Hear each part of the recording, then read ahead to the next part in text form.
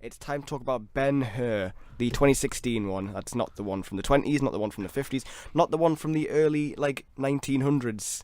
This is the 2016 one in 3D.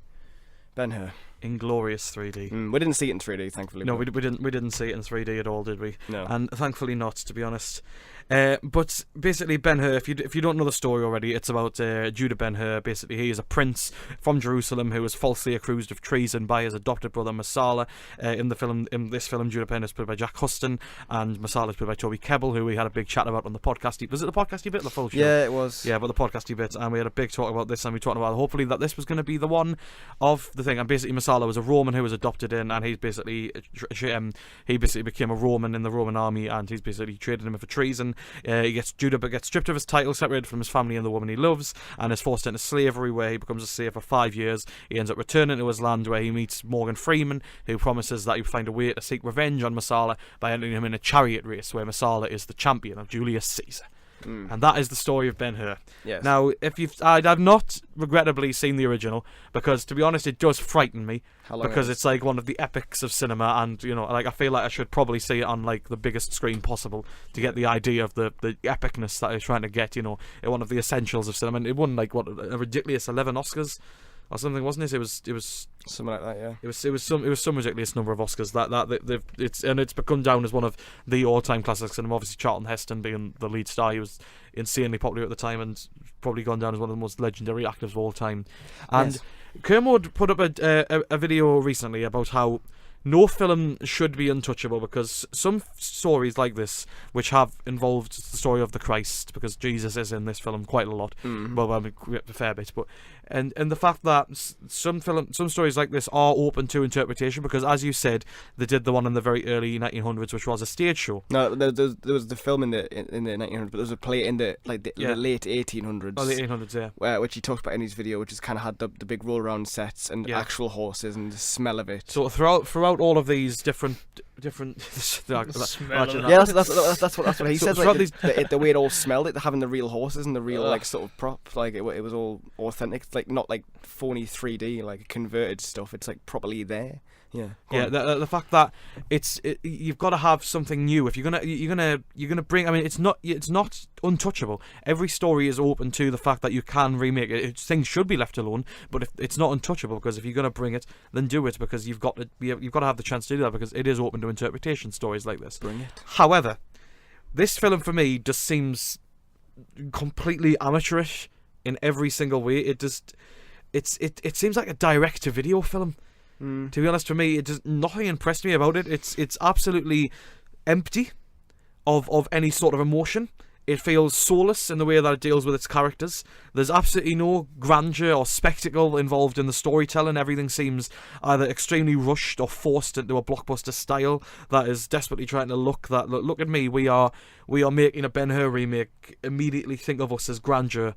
It has something that is just.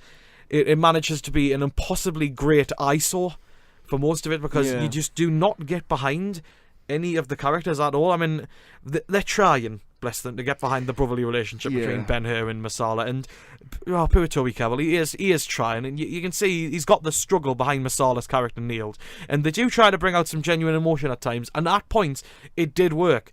But to be honest, I just wasn't behind it at all, and I was wide awake going into this film, and it put me to sleep for a good 20 minutes after we were sold into slavery, because it just bored me to tears. I just wasn't into it at all. I think the spectacle that is the absolute biggest crime for this film, is the spectacle feels utterly empty. None of the scenes feel grandiose apart from the chariot scene, which is actually really good. If you take it out of context, it's a really well made scene. It's obviously nothing anywhere near the original chariot scene, but it's still really well done. I like the camera work in it. I like some of the shot perspectives they have. But to be honest, that is probably the only high point, the only peak in the entire film, because it is towards the end as well. Oh yeah, other than that, it just feels like it was designed and marketed to feed the appetites of anything that the studios desire, because they've told them, look, we want a Ben-Hur remake. Who fancies it?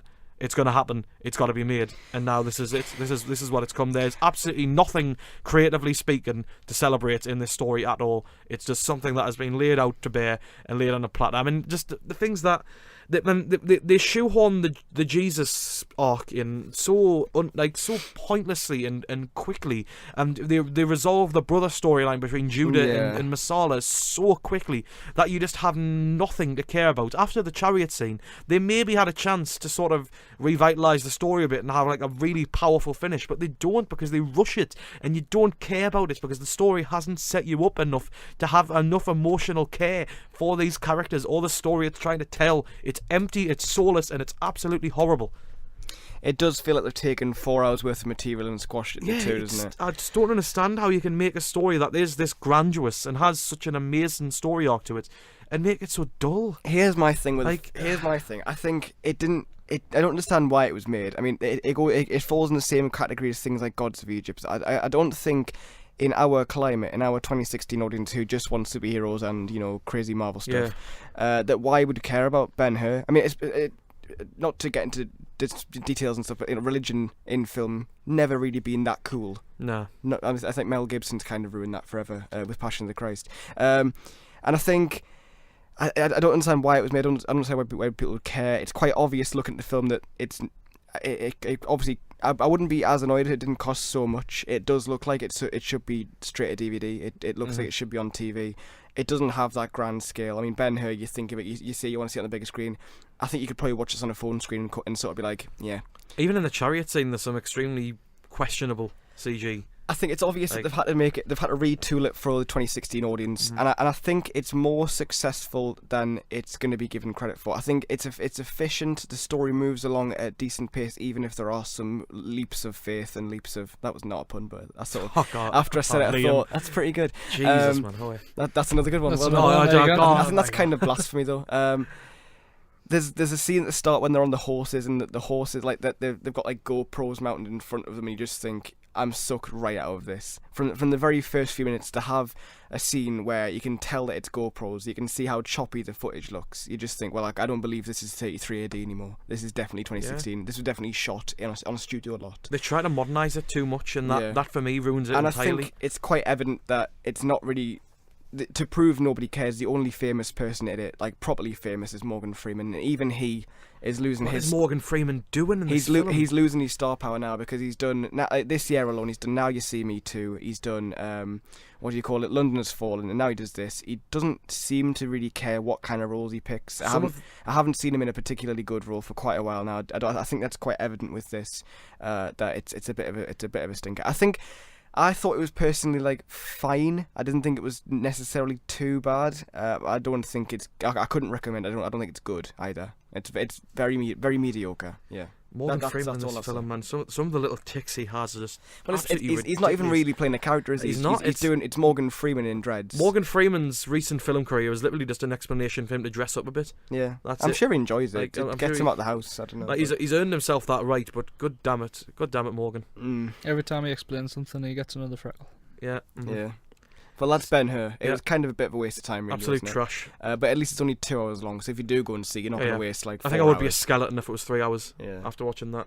Oh, well, there you go. That's Ben-Hur. That's in cinemas now. Not a recommend. I'm guessing from what you just said. Comfortably going to be in one of my bottom 10 of the year. All right, fair enough.